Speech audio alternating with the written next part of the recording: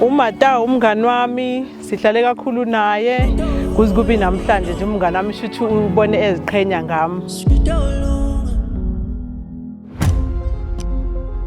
Kangikhona ke le ndaba iqala. Ngikhona futhi namhlanje siyayiphetha ke. New chapter. Angoyenzi natural beauty.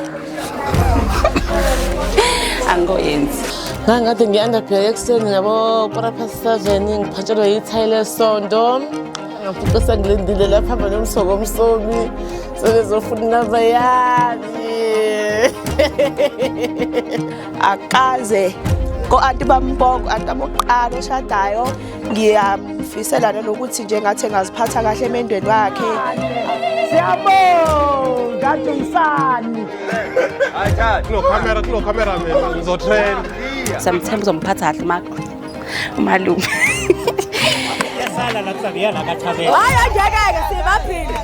Lelizandena. Bakhila kabili kaThabi. Nathi usithande kodwa kakhulu umkhwenyana wakho sifisela okuhle konke.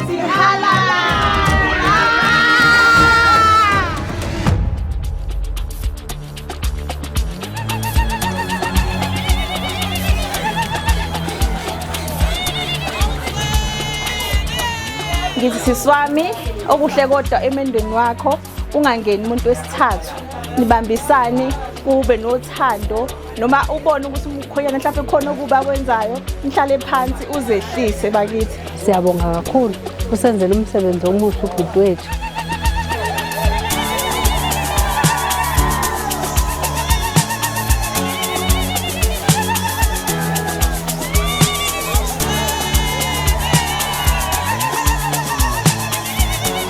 Jabulile, si-happy. Yize konihamba hamba isikhathi eside engabuyi emsebenzini. Kodwa hayi asifakela imali hayi sihleli kahle siyabonga. Hey, zonke ziyamporoma lana. Sisahamba ke saya khona futhi ngibothele halala. Halala. Kodwa ke